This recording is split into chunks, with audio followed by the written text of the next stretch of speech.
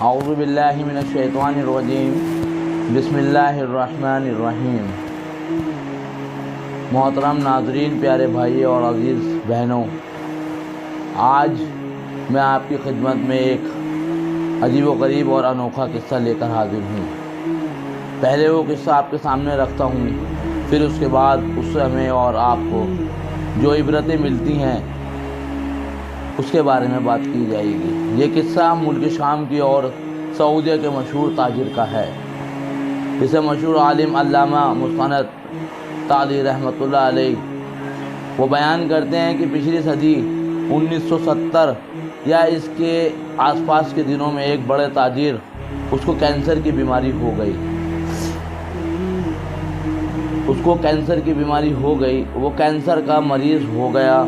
وہ دمشق اور شام میں ادھر ادھر اپنا علاج کراتا پھرا، لیکن اللہ نے اسے وسعت اور پیسہ دیا تھا۔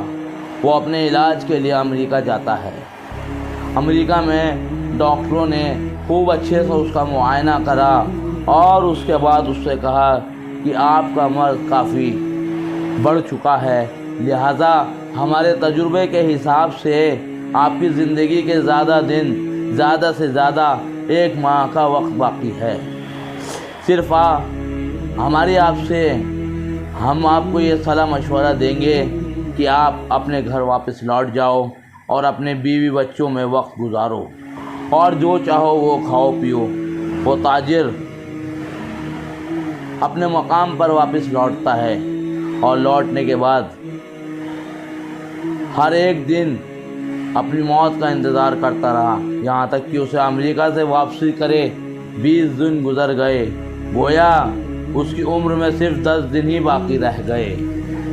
ظاہر ہے جس طرح وقت قریب آ رہا تھا، اس کی الجھن، اس کی پریشانی میں اضافہ ہوتا جا رہا تھا، اور ظاہر بات ہے کہ اتنا بڑا مرض کا شکار ہو، ڈاکٹروں نے ظاہر کر دیا ہو کہ آپ کی زندگی کا بہت معمولی سا وقت باقی بچا ہے۔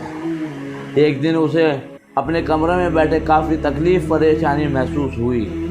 اسے ایسا لگ رہا تھا کہ اس کا دم گھٹ جائے گا۔ پھر وہ باہر نکلتا ہے اور ہلکی بارش بھی ہو رہی ہے۔ سڑک کنارے چلنے لگتا ہے۔ چلتے چلتے ایک جگہ کچھ آرام کرنے کے ارادے سے بیٹھ گیا۔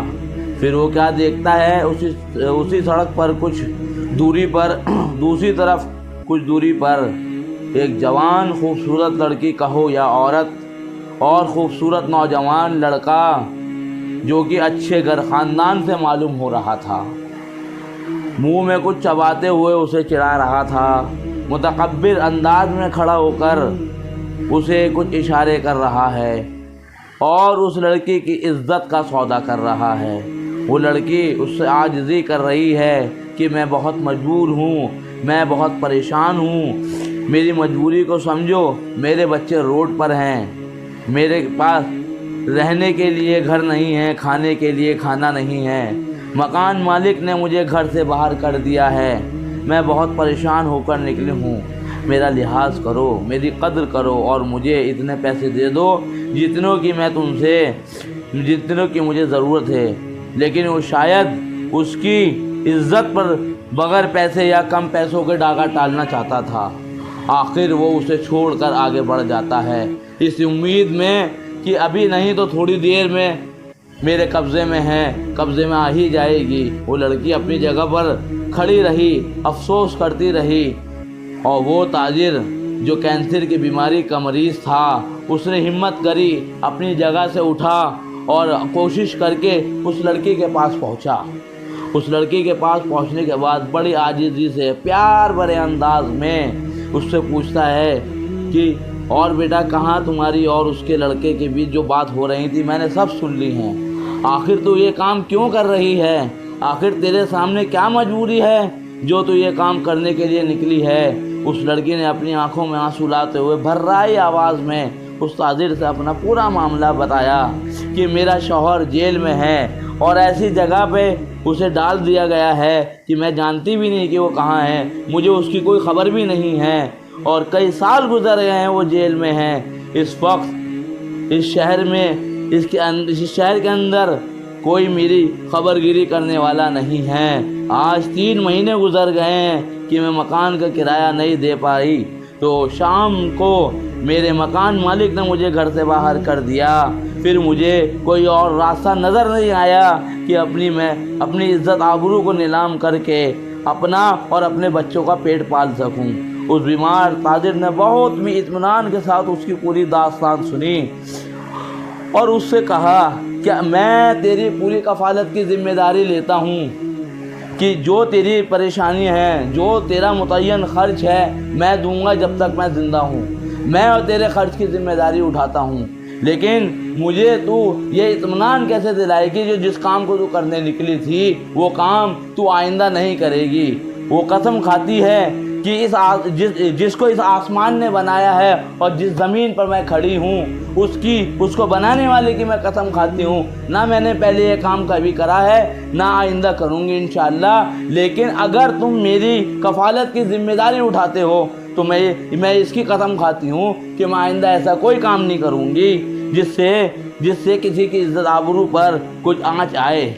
اس تاجر نے کہا اگر تو یہ بات کہتی ہے تو میں تیری پوری ذمہ داری اٹھانے کو تیار ہوں، اور اس کا گھر کا پتہ معلوم کرتا ہے اور اسے کہتا ہے کہ جا تو اپنے بچوں کے پاس چلی جا، میں تھوڑی دیر میں آتا ہوں۔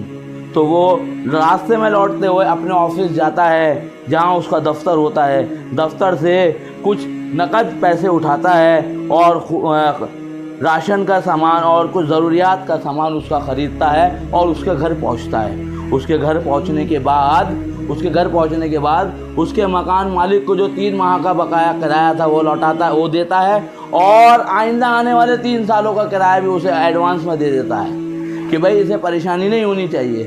اس کے بعد اس لڑکی سے، اس عورت سے معلوم کرتا ہے کہ کہیں اور کچھ اور تیرا لین دین تو نہیں ہے۔ وہ یہ کہتی ہے کہ ہاں اس فلاں انسان کا، دودھ والے کا اور پرچون والے کا، ایسے کسی کا حساب کتاب باقی ہے۔ تو ان سب کے پاس بھی جاتا ہے، ان سب کا بھی حساب بھی کلیئر کرتا ہے اور ان کو کہتا ہے کہ جو اس کو ضرورت ہوا کرے آپ اس کو سامان دے دیا کرو۔ ایسے چلتی رہتی ہے زندگی، ہر ماہ اس کو وہ سامان پہنچاتا رہتا ہے۔ ایک دن صبح فجر کی نماز کی گھر سے وضو کر کے نکلتا ہے، سنتیں پڑھتے پڑھتے اس کا دم نکل جاتا ہے۔ ایسے ہی پہلی تاریخ آتی ہے، ایسے ہوتے اس کے گھر میں آنا جانا لگا رہتا ہے لوگوں کا۔ اس کے بعد ایک ساتھ کچھ وقت گزر جانے کے بعد لڑکا آفس پہنچتا، اس کا بڑا لڑکا، وہ دیکھتا ہے کہ اس کی وصیت میں اس عورت کا اس نے ذکر کر رکھا ہے، تو وہ اس کے گھر پہنچتا ہے، اس عورت کے، اس کا بڑا بیٹا، کیونکہ وہ بھی اپنے باپ کی طرح ہی تھے، دوسروں کی پریشانی الجھنوں کو سمجھنے والے تھے، اللہ نے انہیں وسعت بہت دے رکھی تھی۔ تو اس کے گھر جب پہنچتا ہے، اس کے گھر پہنچنے کے بعد اس کا دروازہ کھٹکھٹاتا، اس کا دروازہ کھٹکھٹانے پہ وہ عورت باہر نکل کے، لڑکی کا ہو یا عورت، اب تو بزرگی میں آ گئی ہے، 20 سال گزر گئے ہیں، تو وہ عورت باہر نکل کے آتی ہے اور اس سے وہ معافی تلافی کرتا ہے کہ یہ آپ کا خرچ ہماری ذمہ داری ہے، ہمیں 7 دن دیر ہو گئے، اس کی ہم معذرت چاہتے ہیں، یہ آپ خرچ رکھ لیں۔ وہ اس خرچ کو رکھنے سے انکار کر دیتی ہے۔ اب انکار کر دیتی ہے، وہ بندہ سوچتا ہے کہ بھئی کیا بات ہے؟ وہ کہتی ہے آپ کون ہوں ان کے جو مجھے یہ خرچ دینے آیا کرتے تھے؟ وہ کہتا ہے وہ میرے والد تھے، ان کا 7 دن پہلے انتقال ہو گیا ہے، ان کا 7 دن پہلے انتقال ہو گیا ہے، اب وہ مجھے وصیت کر کے گئے تھے کہ یہ میں آپ تک پہنچاؤں۔ اس نے وہ خرچ لینے سے اس لیے انکار کر دیا کہ اس کے جو بچے تھے اس میں اس کا لڑکا تھا، وہ کمانے لگا تھا اور پہلی تاریخ کو اس نے اپنی پہلی تنخواہ اٹھائی تھی۔ تو اس واقعہ سے ہمیں یہ عبرت حاصل ہوتی ہے کہ جب تک اللہ نے اس کی کفالت، اس عورت کی کفالت کے لیے، اس کی بچوں کی کفالت کے لیے کوئی دوسرا شخص متعین نہیں کر دیا، چاہے وہ اس کی اولاد ہو چاہے وہ کوئی اور ہو۔ جس کینسر کے مریض کا وقت اللہ ڈاکٹروں نے امریکہ کے مشہور جگہ کے، بہت مشہور ملک کہ تمام امریکہ میں کینسر کا علاج آج بھی بہت اچھے پیمانے پر کیا جاتا ہے کہ وہاں اگر مریض وقت رہتے پہنچ جائے تو انشاءاللہ اس کی زندگی کا کچھ وقت بڑھ جاتا ہے۔ حکم تو اللہ کا ہوتا ہے لیکن وہ لوگ ذریعہ بن جاتے ہیں۔ تو ان لوگوں نے اس کا 1 مہینے کا وقت دیا. 1 مہینے کا وقت دینے کے بعد 20 دن اس کے گزر گئے. 20 دن گزرنے کے بعد 10 دن بچے. اس نے اس کی کفالت کی ذمہ داری اٹھائی. ذمہ داری اس کی 20 سال تک اٹھاتا رہا, جب تک اللہ نے دوسرا اس کا ذمہ داری اٹھانے والا کھڑا نہیں کر دیا, جب تک اسے اس شخص کو زندہ رکھا. یہ دیکھو اللہ کا کمال ہے. اور عزت ذلت دینے والا بھی اللہ ہے, روزی کا مالک بھی اللہ ہے. ہر حال میں ہر چیز میں اللہ ہی مالک ہے کہ اللہ کب کس کی کیسے مدد کرا دے, کیا کرا دے, یہ اللہ کو ہی معلوم ہے. ہمیں اللہ سے نا امید نہیں ہونا چاہیے. ہمیں اللہ سے نا امید نہیں ہونا چاہیے کہ جس شخص کی عمر 10 سال بتا دی گئی وہ 20 سال جیا, اس وقت تک جیا جب تک کوئی دوسرا اس کا کفالت کرنے والا نہ رہا. تو دونوں کو جب آپس میں پتہ لگا تو اس نے بھی بتایا اس کو, جیسے اس نے اپنے والد کے بارے میں بتایا کہ ان کا انتقال ہو گیا, اس عورت نے بتایا کہ میرے بیٹے نے بھی 1 تاریخ کو ہی اپنی پہلی تنخواہ اٹھائی ہے. تو اس سے کیا ہمیں معلوم ہوا کہ اللہ جب چاہے جیسے چاہے جس سے بھی وہ کام لے سکتا ہے. تو بھائی دیکھیے اس سے ہمیں اللہ نے ہمیں بتائیے یہ عبرت حاصل ہوتی ہے کہ وہ عورت کیا کرنے جا رہی تھی, اپنے ساتھ کتنا بڑا ایک ظلم کرنے جا رہی تھی. اللہ نے اس سے حفاظت فرمائی کہ اس کے اوپر ایک شخص متعین بھی ہو گیا. اگر یہ بزرگ وہاں نہ ہوتے اس وقت میں شاید یہ اس عمل کو کرنے کے لیے آمادہ ہو جاتی, اپنی ضرورت سے کم پر بھی راضی ہو جاتی. لیکن اللہ نے اس بیمار کو نکالا گھر سے, اس کا وہاں دم گھٹ رہا, اسے احساس ہو رہا ہے کہ اللہ کو اس سے کام لینا تھا. اس وقت میں اللہ نے اس سے کام لیا, 20 سال تک کام لیا اللہ نے اسے. تو اللہ جو چاہے وہ کر سکتا ہے. عزت اور ذلت کا مالک تنہا اللہ ہے. اس دونوں جہاں کو بنانے والا بھی اللہ ہے. میرے محترم بزرگ و دوستو, ہمیں اپنے آپ پہ, ہمیں آس پڑوس میں دیکھنا چاہیے, ہمیں اپنے رشتہ داری میں دیکھنا چاہیے.